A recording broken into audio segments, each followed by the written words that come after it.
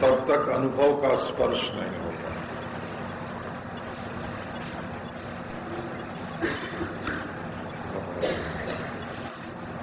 विश्वास के स्तर से अनुभव का स्तर अंतरंग होता है, ऊंचा होता है।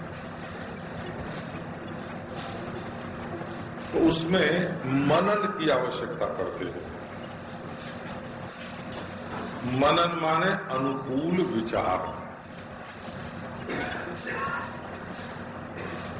जब सुन के उसके विरोधी विचार का उदय हो तो समझना अभी तुम्हारा अंतःकरण शक्की है, शक्की। संशयात्मा विनश्यति। शक्की आदमी को कभी स्थिरता नहीं होती, वो व्यापार भी नहीं कर सकता, वो भोजन भी नहीं कर सकता। खाते खाते डर लग गया कि कहीं इसमें जहर न हो, तो वो जहर हो जाएगा, जहर न हो तब भी जहर हो जाएगा, क्योंकि उसका स्वाद नहीं आएगा। शक्ति आदमी को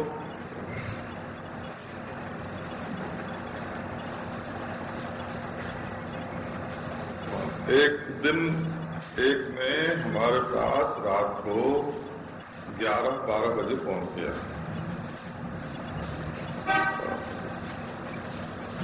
कि तो हमारे पतिदेव कहीं गए थे, वो लौट के नहीं आए, मैं अकेले घर में डर रही हूँ, व्याकुल हो रही। उसका ख्याल था कि हमारे पति कहीं मौज कर रहे होंगे। मैंने कहा बाबा डर मत, सुनो देख कल आ जाएंगे। अब कल मालूम हुआ कि उनकी तो कहीं मोटर भिड़ गई थी और पुलिस ने उनको थाने में बंद कर दिया था। देखो ये शंका कितनी दुखद है।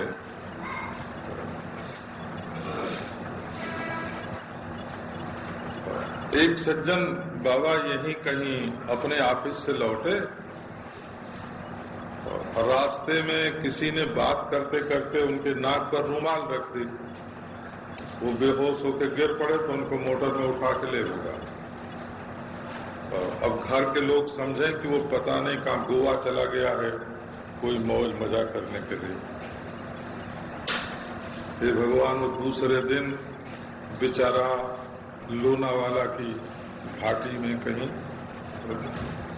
न पांव में जूता, न घड़ी, न कलम, न पैसा, किसी ने उसका सब छीन लिया था। तो अपना मन नहीं बिगाड़ना चाहिए। सबसे बड़ी संपदा मनुष्य के पास उसका मन है। अपने साथी के बारे में शंका, अपने धर्म के बारे में शंका, अपने गुरु के बारे में शंका, शास्त्रीय निश्चय के बारे में शंका। अरे उसके पक्ष में हो, उसके पक्ष में विचार करो कि ऐसा कहने का क्या अभिप्राय है। शंका बहुत तकलीफ देती है।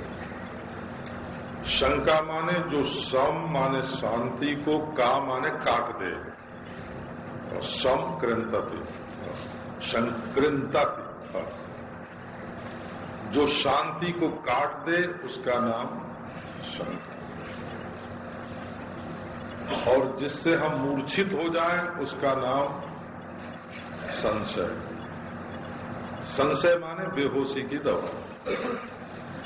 इधर जाए कि उधर जाए, कुछ ख्याल ही नहीं आ रहा और अपना घर ही भूल गया। संशय माने होता है संशयनम। शयन है, सो जाते हैं ना, इसका नाम शयन है। उसमें सम उपसर्ग जुड़ गया, संशयनम हो गया। संशय संशय मूर्छा की ये मूर्छित होने की औषधि है। संशय मन में आया और क्लोरोफार्म सुंघाया गया, गए। तो अनुकूल मनन करो। शास्त्र की वाणी, हितैषी की वाणी, माँ बाप की वाणी, और उस पर अनुकूल पक्ष में विचार करना चाहिए। तो मनन, और उसके बाद सतत्व ध्यानम। ध्यान बात का नहीं करना चाहिए, कल्पना का नहीं करना चाहिए, तत्व का ध्यान करना चाहिए।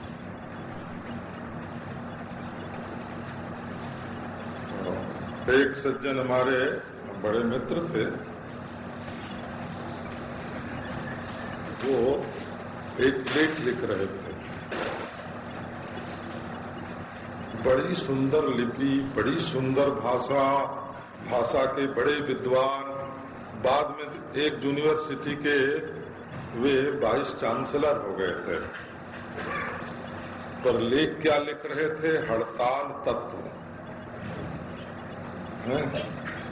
अरे पृथ्वी तत्व एक तत्व है ना, वायु तत्व एक तत्व है, आकाश तत्व एक तत्व है, आत्म तत्व एक तत्व है ना, प्रकृति तत्व एक तत्व है, जिसमें सकल सूरत बनती है। ये हड़ताल का तत्व क्या होता है? तो अब वो लाक्षणिक शब्द हो गया, उसकी असलियत तो तत्व शब्द का प्रयोग सब जगह नहीं होता है, जिसमें तत् और त्वा दोनों जिसमें बनते हैं उसका नाम तत्व है।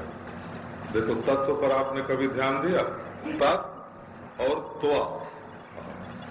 तत् माने परमात्मा और त्वा माने जीव।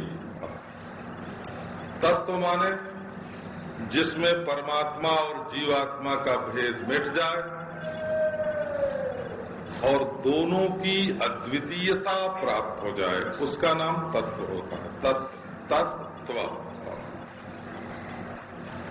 ये त्वम नहीं है, ये त्वा शब्द है। त्वा भी एक शब्द है।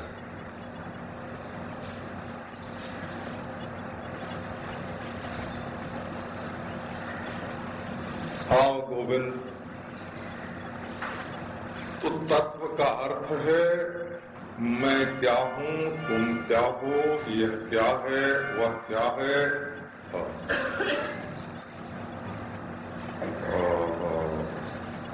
तच्च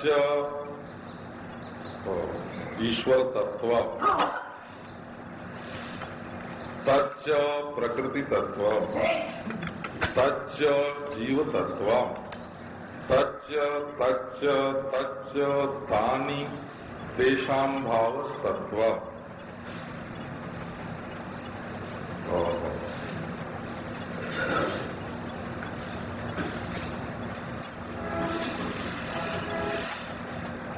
सच इदंच त्वंच।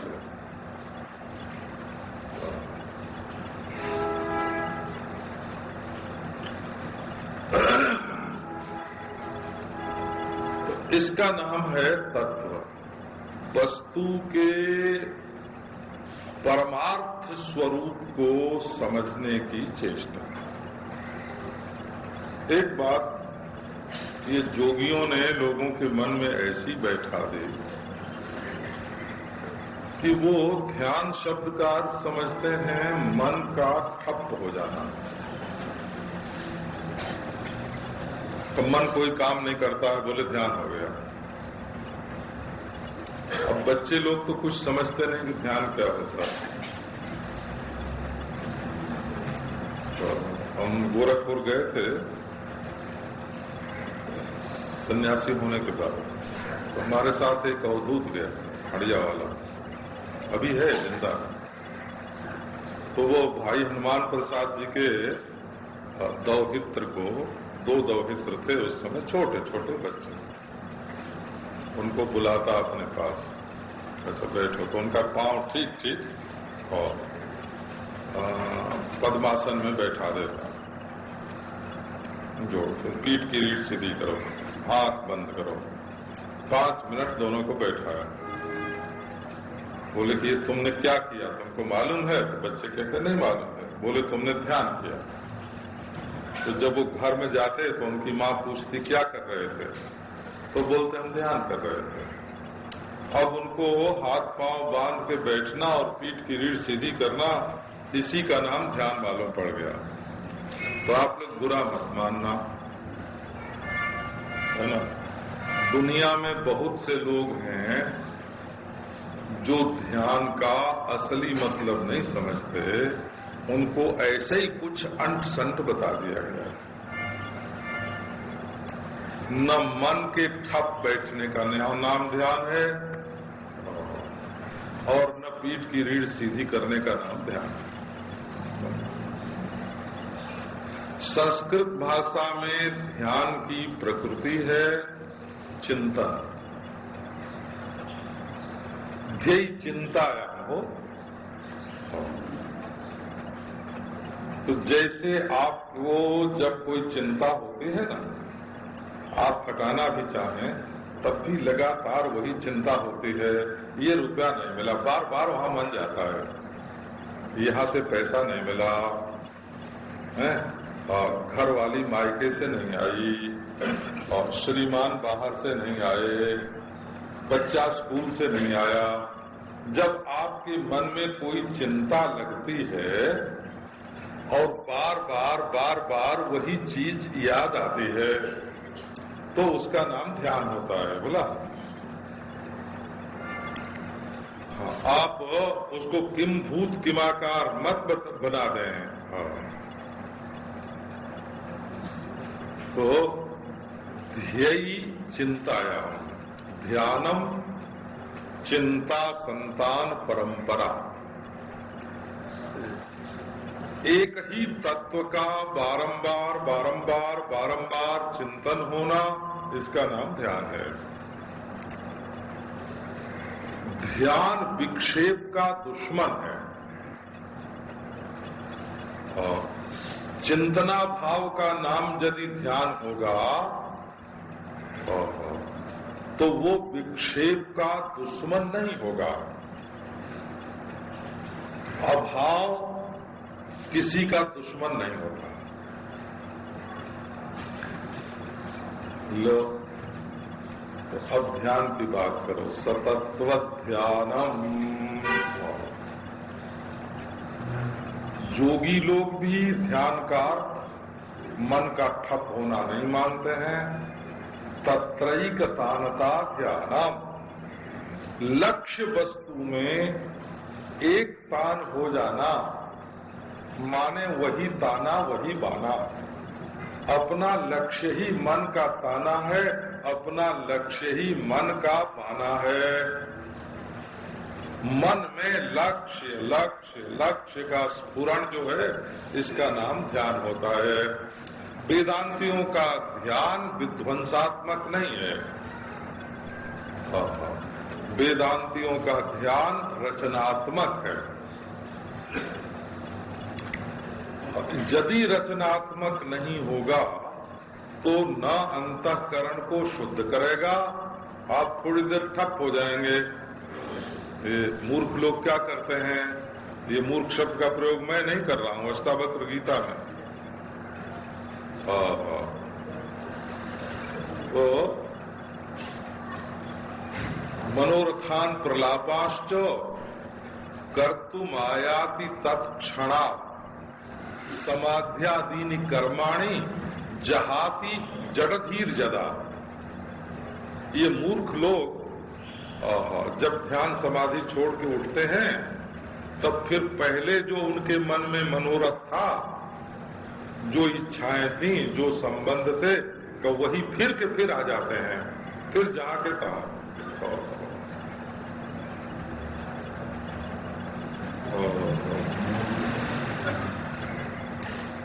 संस्कृत भाषा में एक न्याय है। एक आदमी कहीं जा रहा था हो, तो उसको मालूम था कि ये जो पुल लगता है ना, पुल, उस पर चुंगी देनी पड़ती है। तो उसने सोचा कि किसी ऐसे रास्ते से चले कि चुंगी न देनी पड़े। रात का समय था। अब मूल रास्ता छोड़ के महाराज घूम गया दूसरी तरफ, फिर घूम के आया तो वही घाट, वही पुल, फिर दूसरी तरफ गया, उधर से घूम के आया तो फिर वही घाट। सारी रात भटकते बीत गई, और सारी रात भटकते बीत गई, लेकिन अंत में फिर उस पुल पर से ही पार करना पड़ा और चुंगी चुकानी पड़ी। तो रात भी खराब हुई और चुंगी भी देनी पड़ी। ये घट्ट कुटी प्रभातन न्याय बोलते हैं। फिर उसी घाट पर आए, वही चुंगी घर मिला, वहीं प्रातः काल हुआ और वहीं चुंगी चुकानी पड़ी और रात भर भटकते रहे। तो ये है भाई,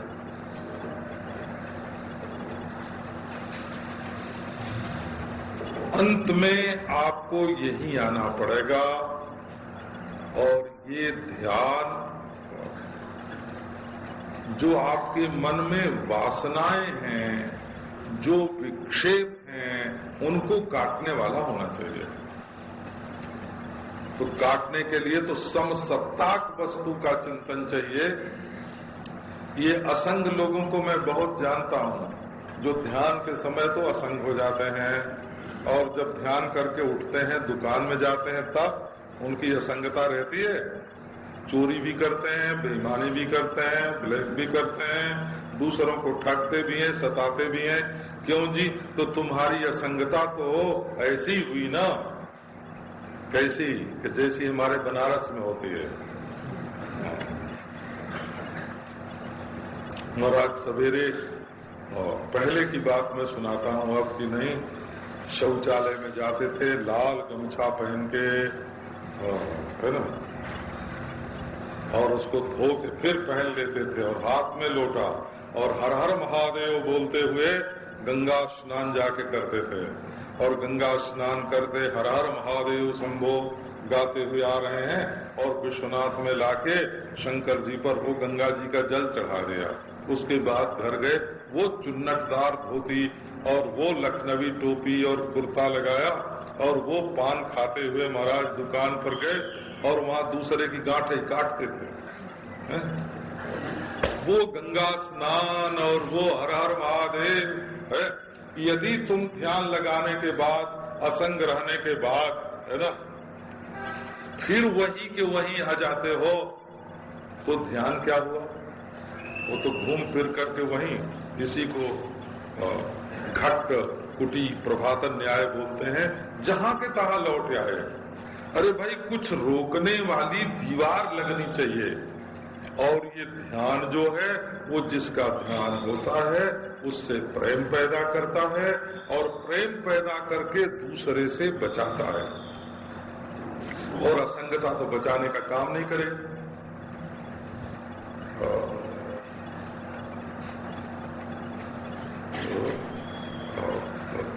ये ध्यान कितना होना चाहिए? कि चिरकाल तक होना चाहिए, प्रतिदिन होना चाहिए।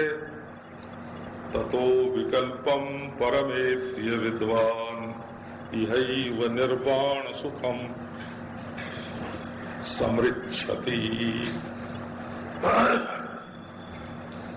बोले इसके बाद विकल्प रहित, जिस विकल्प रहित माने, अब देखो, आप लोग कहीं कच्चे वेदांती से निर्विकल्प शब्द सुन के धोखे में मत पड़ जाना। बात ये होती है कि एक शब्द जो है, एक ही शब्द योग दर्शन में दूसरा अर्थ देता है, वेदांत दर्शन में दूसरा अर्थ देता है।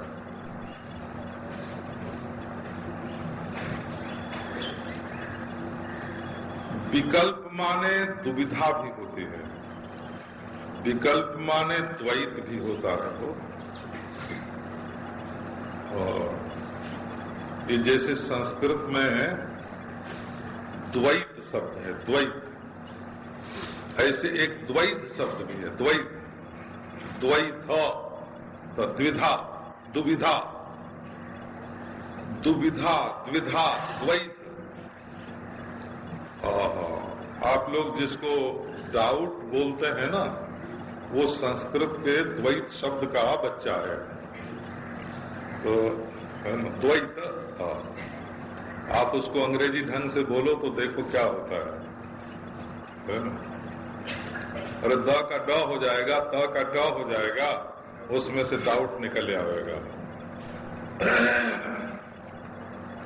तो ये जो अविकल्प शब्द है, ये योग में इसका अर्थ होता है निर्विकल्प समाधि,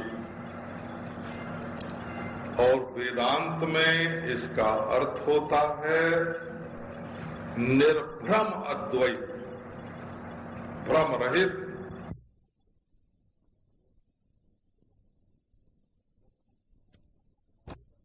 कभी किसी महात्मा की समाधि का दर्शन करने गए होंगे। समाधि माने क्या होता है? कब्र होता है। कब्र को समाधि बोलते हैं। अमुक महात्मा की समाधि पर जाए लोग। अब लोक व्यवहार में तो समाधि माने कब्र होता है, दफनाना। कब्र होता है, दफनाना होता है। और योग दर्शन में समाधि माने होता है संपूर्ण चित्त वृत्तियों का विकल्प रहित, बीज रहित निरोध, असंप्रज्ञात समाधि। और वेदांत में समाधि शब्द का बिल्कुल निराला होता है। रस्सी जल गई, ऐठन बाकी है। आप लोग जानते हैं, कोई रस्सी कभी हो ना, तो उसमें आग लगी, जल गई, जल के आग बुझ गई, और रस्सी जो राख की ढेर हुई और ऐठन वाली रस्सी दिखाई पड़ रही है, लेकिन जली हुई है। तो तत्वावबोध एवायम वासना तृण पावकः प्रोक्त समाधि शब्देनो न तु तूष्णीम अवस्थिति ही। वेदांत में एक संज्ञावली है, संज्ञावली नाम की पुस्तक है। संज्ञावली शब्द का अर्थ क्या होता है कि वेदांत में जो पारिभाषिक शब्द हैं उनका क्या अर्थ होता है। समाधि शब्द का क्या अर्थ है? बोले तत्व ज्ञान हो गया। देखो, जिसने आकाश को जान लिया उसके लिए नीलिमा क्या है? आकाश के स्वरूप को जानने वाले के लिए नीलापन क्या है? आत्मा परमात्मा के स्वरूप को जानने वाले के लिए प्रपंच क्या है? बिल्कुल वैसे ही वासना तृण पावका, जली हुई दुनिया दिख रही है, भास्म दुनिया दिख रही है। ये तो अर्जुन का रथ है। जब महाभारत युद्ध हो रहा था तो कर्ण ने ऐसे ऐसे बाण मारे थे कि उसके बाण से अर्जुन का रथ और घोड़ा दोनों जल गए थे। वो जल गए थे, भस्म हो गए थे, परंतु भगवान ने अपनी शक्ति से उनको अवष्टप्त कर दिया, रोक दिया। अरे रथ जैसे का तैसा रहे, अरे घोड़े जैसे के तैसे रहे। तो रोज जब तक भगवान ने रोक के रखा था ना, तब तक रोज भगवान रथ से उतरते थे और अर्जुन को हाथ देते थे। जैसे बड़े आदमी का ड्राइवर हो तो मोटर खड़ा करते ही झट उतर जाता है और अपने मालिक को हाथ दे के फाटक खोल के खड़ा होता है। चढ़ाते समय भी खड़ा रहता है, बैठाता है, बल्कि मोटर स्टार्ट करके भी ऐसा करते हैं। और उतारते समय भी पहले मालिक को उतार लेते हैं, स्वयं उतर के खड़े होते हैं, मालिक को उतारते हैं ऐसे। परंतु कृष्ण भगवान ने रोज रोज तो ऐसा किया। 17 दिन ऐसा किया। 18वें दिन बोले कि अर्जुन पहले तुम उतरो, हम नहीं उतरेंगे। तो अर्जुन ने कहा कि हमारे सारथी हैं, ड्राइवर ही थे ना, कृष्ण तो ड्राइवर थे। देखो हमारे यहाँ ड्राइवर का कितना महत्व है। और आखिरी दिन कृष्ण ने कहा कि अर्जुन पहले तुम उतरो, बाद में मैं उतरूंगा। अब अर्जुन उतर गए तो जब श्री कृष्ण भगवान उतरे तो रथ बिल्कुल ढेर हो गया राख का। ये क्या, राख का ढेर तो पहले ही हो गया था, ये तो श्री कृष्ण ने राख को जोड़ करके रखा था। तो जिस दिन तत्व ज्ञान होता है उसी दिन ये शरीर और शरीर सहित संपूर्ण प्रपंच तत्वज्ञानी के लिए राख का ढेर हो जाता है। ये तो कहो किसी अनिर्वचनीय शक्ति से, वेदांत में देखो प्रारब्ध से ऐसे बोलते हैं, तो प्रारब्ध से नहीं, ईश्वर संकल्प से। बोले ईश्वर संकल्प से भी नहीं, कहता अनिर्वचनीय शक्ति से। इसमें कौन सा ठीक है? आप अपने वेदांत की प्रक्रिया में जोड़ो इसको। प्रारब्ध से कहना ठीक है, ईश्वरीय शक्ति से कहना ठीक है, ये अनिर्वचनीय शक्ति से कहना ठीक है। आप अपने वेदांत के साथ इसको पटा लो। हम नहीं बोलते हैं। आपको यदि वेदांत का संस्कार होगा तो आप इस बात को समझेंगे। हे भगवान, तो ये है। तो वेदांत में समाधि माने भी होता है अद्वैत बोध से द्वैत का भस्मी भाव, यही अर्थ होता है। प्रोक्त समाधि शब्देन न तो तूष्णीमवस्थिति अविकल्प।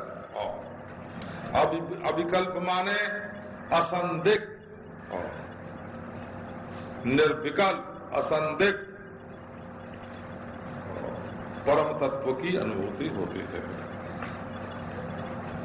बोले ऐसा अर्थ क्यों करते हो? आपको सुना है, इसी श्लोक में है, दूर जाने की जरूरत नहीं है। इहैव निर्वाण सुखम समश्नुते, इहैव निर्वाण सुखम समृच्छति। इहैव माने यही, इसी जीवन में। इसका अर्थ हुआ कि निर्विकल्प पर तत्व की उपलब्धि के बाद ज्ञानी का ये जीवन बना रहा, समाप्त नहीं हुआ। तब अविकल्प का अर्थ संसार का नाश नहीं हुआ। संसार का नाश, संसार का अभाव और संसार की दुख रूपता, ये तीनों अज्ञान जन्य हैं। देखो हम हाथ उठा के फिर बोलते हैं, आप इसको ध्यान में लो, है ना। संसार दुख है, ये अज्ञान दशा में ही मालूम पड़ता है। और संसार का भान नहीं हो रहा है, ये भी अज्ञान दशा में ही मालूम पड़ता है। क्योंकि भान अपना स्वरूप है, भान का लोप कैसे होगा? समाधि का भान होगा। तो संसार में आनंद का लोप अज्ञान है, और संसार में भान का लोप भी अज्ञान है। और संसार में निरन्वय विनाश जो है, इसकी प्रवाह रूपता को अस्वीकार कर देना, ये भी अज्ञान है। बातों में नहीं आना।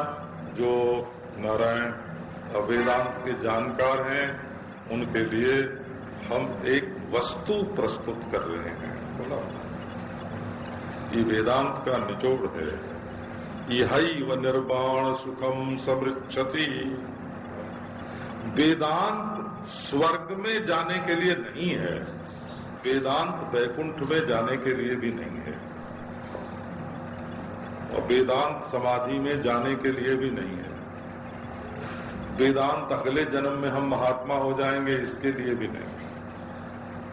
वेदांत के माने हैं इहैव, इसी धरती पर, इसी जीवन में, इसी समय पर, इसी स्थान में हाँ, आप चंडू खाने में हैं कि गंगा किनारे, इससे कोई मतलब नहीं। इसी स्थान में है। और आप कलयुग में हैं कि सत्ययुग में, का इससे कोई मतलब नहीं। आप ब्राह्मण हैं कि चंडाल, का इससे कोई मतलब नहीं। इसी जीवन में आपको निर्वाण सुख की प्राप्ति होगी और निर्वाण सुख का आस्वादन होगा इसी जीवन में। कब परम तत्व, निर्विकल्प परम तत्व का ज्ञान हो जाने पर मौज हो जाती है। हो मौज। आपको हम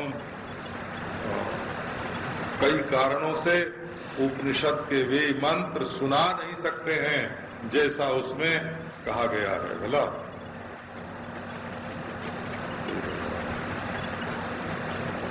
एष नित्यो महिमा ब्राह्मणस्य न कर्मणा वर्धते नोकनीयान।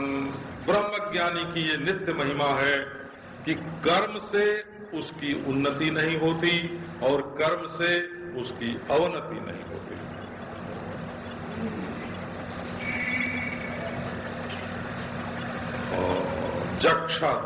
जक्षण क्रीडन रममाणा, खा रहा है। कहा? बोले राजा के शरीर में बैठ के खा रहा है। इंद्र के शरीर में बैठकर स्वर्ग के भोगों का भोग कर रहा है। जक्षण क्रीडन रममाणा, विहार कर रहा है। नारायण, आपको ब्रह्मज्ञानी के एक विज्ञान से सर्व विज्ञान रूप वैदुष्य, कितना बड़ा महान ज्ञानी है वो कि उसके लिए कुछ अज्ञात है ही नहीं। एक का ज्ञान हो गया है, उसको अद्वय का ज्ञान हो गया है। और वो सर्वाधिपति है, वो सर्वभोक्ता है, और वो विधि किंकर नहीं है। आप देखते हैं एक कर्मकांडी है, और सिला कपड़ा नहीं पहनता है और शरीर में चंदन और भस्म भी लगाता है। यज्ञोपवीत एक की जगह 3 पहनता है। 50 बार दिन भर में हाथ धोता है, अग्निहोत्र करता है, और वो समझता है कि हमारे सामने ये लोग क्या होते हैं, साधु महात्मा। परंतु उसको ये ख्याल नहीं है कि वो तो विधि किंकर है, कानून का गुलाम है। कानून का गुलाम, विधि, इसको बोलते हैं विधि किंकर जी। वो तो कानून का गुलाम है। न भवे विधि किंकरा। ज्ञान निष्ठो विरक्तो वा मदभक्तो वा नपेक्षका सलिंगानाश्रमास्त्यक्त्वा चरेद विधि गोचरः बुधो बालकवत् क्रीडेत कुशलो जडवत् चरेत। तो ये तस्य में लोमा भी नामीयत। इंद्र ने कहा मेरा एक बाल भी बांका नहीं हुआ। नास अस्य लोको न मीयते। कौशिक की उपनिषद ने कहा कि किसी भी प्रकार आत्मलोक का नाश नहीं हो सकता। यही वह निर्वाण सुखम समश्नोते। इसी जीवन में निर्वाण सुख, मोक्ष सुख इसी जीवन में है। मोक्ष सुख मरने के बाद नहीं है, दूसरे जन्म में नहीं है, दूसरे लोक में नहीं है। यही वह। अच्छा जी, तो इसकी प्राप्ति के लिए जद्बोद्धव्यंत वेदानीम आत्मानात्म विवेचनम तदुच्यते मया सम्यक श्रुत्वात्मन्यवधारय। अब आपको इसके संबंध में जो जानकारी प्राप्त करनी चाहिए, कौन सी जानकारी? का आत्मा और अनात्मा का विवेचन। और आत्मा क्या है, अनात्मा क्या है, मैं क्या हूं और मेरे सिवाय क्या, ये मतलब है। आत्मा माने स्वयं, आत्मा माने खुद, खुद ही नहीं, खुद, खुदा भी नहीं। आत्मा माने खुदी भी नहीं और खुदा भी नहीं हो। खुदा तो होता है परमेश्वर, और खुदी होती है अभिमान, इनकी खुदी। तो ये आत्मा क्या है कि न खुदा है न खुदी है, कि तब क्या है कि ये खुद है। और खुद में आ लगा तो खुदा बन गया, और खुद में ही लगी तो खुदी हो गई है। और जब खुद में कुछ नहीं लगा तो कोई पक्ष लगाने की जरूरत नहीं है। खुदा में लग गया एक सिफर तो हो गया जुदा। लो, सिफर नीचे रहे कि ऊपर रहे, बस खुदा जुदा का यही फर्क है। एक सिफर का, एक नुक्ते के फर्क से खुदा जुदा हो गया है। ये उर्दू में लिखने का ढंग ऐसा है। नुक्ता मानो बिंदी लगाते हैं ना, बिंदी, तो एक ही अक्षर लिखते हैं। अब बिंदी ऊपर है कि नीचे है, इसी फर्क से उसको खुदा या जुदा पढ़ा जाता है। बस नुक्ते का फर्क है खुदा और जुदा में। अपने खुद को देखो, खुद को सुनो। आत्मानात्म विवेचनम। मैंने पहले गुरु ग्रंथ साहब पढ़ा था, और 2 प्रकरण तो मैंने गुरुमुख से पढ़ा है, बोला जप जी साहब और सुखमणि साहब, और बाकी अपने आत्मा चाहे। उसमें भी वेदांतियों की टीका अलग है और भक्तों की टीका अलग है। वेदांती लोग सब सारे गुरु ग्रंथ साहब में वेदांत ही निकालते हैं। तो पहले बचपन में मैंने एक बात पढ़ी थी। क्या पढ़ी थी कि यह के बिना तो मैं होता है, परंतु मैं के बिना यह नहीं होता। तो देखो सामान्य है, ये घड़ी नहीं रहे, यह घड़ी नहीं रहेगी तब भी मैं रहूंगा, और दूसरी घड़ी नहीं रहेगी तब भी मैं नहीं रहूंगा। जहां घड़ी नहीं है वहां घड़ी आ जाएगी तब भी मैं रहूंगा। तो मैं तो रहता है हमेशा, और ये घड़ी है, लकड़ी है, कुर्सी है, मेज है, कलम है, घड़ा है, कपड़ा है, ये तो अदलते बदलते रहते हैं, कभी रहते हैं कभी नहीं रहते हैं। लेकिन उनके रहने न रहने दोनों की हालत में मैं रहता है। तो मैं हुआ नित्य और यह हुआ अनित्य। हो गया, साफ है ना? हाँ। तो ईश्वर को कहाँ ढूंढना, खास बात जो उसमें लिखी थी वो यही थी। हो बचपन में वो हमको अपील कर गई, बोला हमारी अक्ल पर असर डाल गई वो बात। उसने कहा तुम आने जाने वाली चीजों में खुदा को मत ढूंढो, ईश्वर को मत ढूंढो, क्योंकि वो तो अनित्य हैं। जो साफ दिखता है कि आई और गई, उसमें परमेश्वर को क्या ढूंढना। उसमें ढूंढो परमेश्वर को जो दुनिया के आने जाने पर भी हमेशा एक सरीखा बना रहता है। उस नित्य में परमेश्वर मिलेगा, अनित्य में परमेश्वर कैसे मिलेगा। हमने ये बात जो बचपन में पढ़ी, वैसे तो हमने भोजा भगत से भी वेदांती गुरु ग्रंथ साहब के बहुत अंश सुने थे। श्री हरि बाबा जी महाराज ने हमको जप जी साहब और सुखमणि साहब पढ़ाया था। हाथ में किताब लेके वो भी बैठते थे और मैं भी। हमको ये बात ऐसी जची। दयालदास से मैंने भक्ति के बारे में गुरु ग्रंथ साहब में बहुत सी बातें सुनी थी। तो आपको ये बात बताते हैं, ज्ञान की चोरी नहीं करना हो।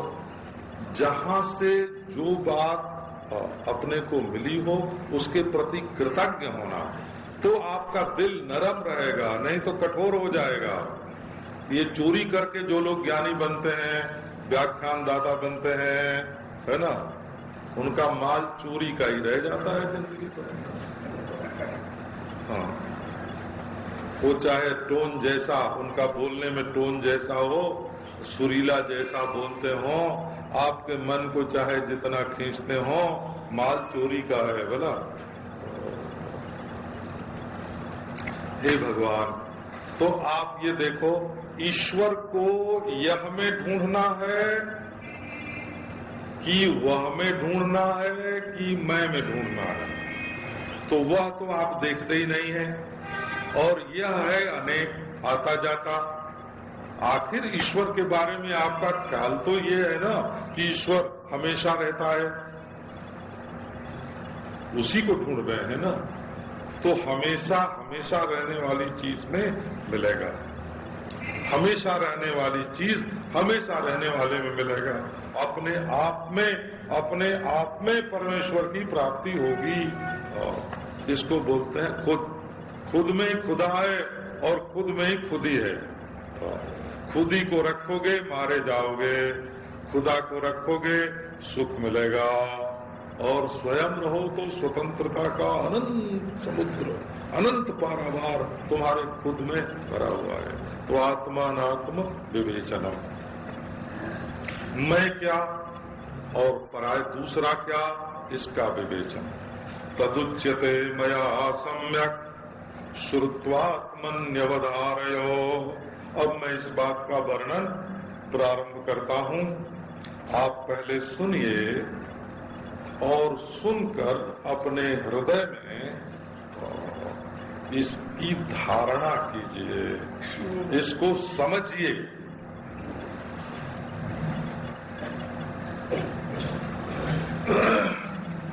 मैं एक आचार्य के पास गया, मैंने कहा महाराज आप क्या साधना बताते हैं, बताइए। तो बोले नहीं, पहले साधना नहीं बताएंगे। तो तब पहले समझौती बताएंगे, समझौती। उनके पंथ में समझौती शब्द बोला जाता है। तो मैंने कहा समझौती क्या होती है महाराज?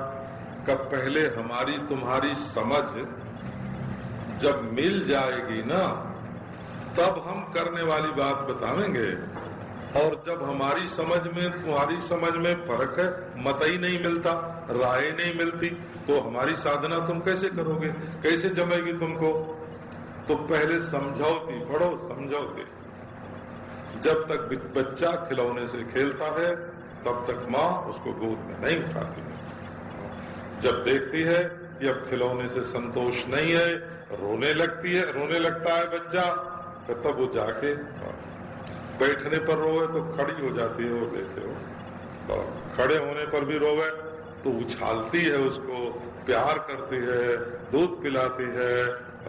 यदि तुम प्रपंच में असंतुष्ट हो तब तुम आत्म संतोष के भागीदार हो जाते हो।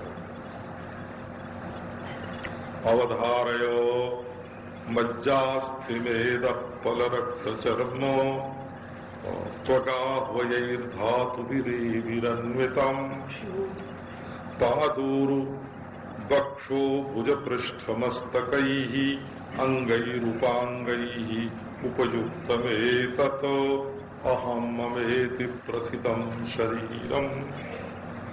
पहले शरीर की बात देखो।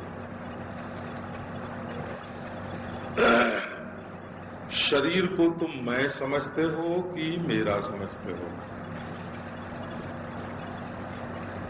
असल में आप खून को मेरा खून समझते हो, मैं खून को समझते नहीं। चाम को मेरा चाम समझते हो, मैं चाम नहीं समझते। हड्डी को मेरी हड्डी समझते हो, मैं हड्डी नहीं समझते।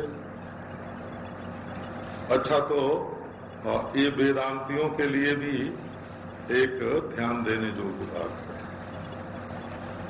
देह में मैं भाव कभी होता ही नहीं।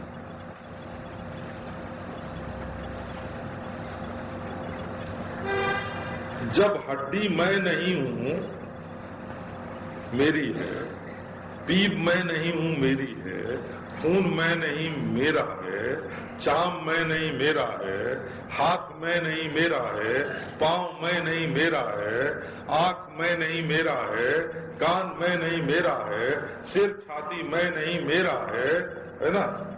तो जो मेरा है, मैं मेरा वाला हूं, जैसे बच्चू भाई ड्रेस वाले होते हैं, पर बच्चू भाई ड्रेस नहीं है? दारू वाला होता है ना, दारू नहीं होता है कि नहीं? लादी वाला होता है, लादी नहीं होता। तो दारू वाला, ड्रेस वाला, लादी वाला, आप हड्डी वाले हैं, हड्डी नहीं। आप मांस वाले हैं, मांस नहीं। तब ये देह में मैं क्या है? असल में पहले देह में ब्राह्मणत्व, हिंदुत्व आरोपित होता है। पहले हम कहते हैं ये ब्राह्मण है, ये हिंदू है, ये सन्यासी है। आपको क्या बतावें? एक आदमी होता है, आदमी, एक औरत होते हैं, वो तो ईश्वर की सृष्टि है। नारायण, फिर ये हमारा पुत्र है, ये हमारा पिता है, ये जीव सृष्टि है, वो ये हमारा पति है, ये हमारा भाई है, ये हमारी भाभी है, ननद है, नानी है, माँ है, बेटी है, मौसी है, चाची है। ये सब क्या है? ये बिल्कुल आरोपित है ही नहीं। बल्कि एक ही आदमी, आप किसी ही पुरुष को ले लो तो बोले भाई चाचा है कि नहीं? कहा हाँ, अपने भतीजे का चाचा तो है ये। तो बोले भतीजा है कि नहीं? तो बोले अपने चाचा का भतीजा है। कहता वो चाचा है कि भतीजा है? बताओ ना, एक बात बोलो। तो बेटा है कि बाप है? तो दोनों कैसे होगा? या तो बेटा है या तो बाप है। लेकिन एक ही में गपड़ चौथ कर दी गई है ना। एक मनुष्य बाप भी बन गया, बेटा भी बन गया, चाचा भी बन गया, ताऊ भी बन गया।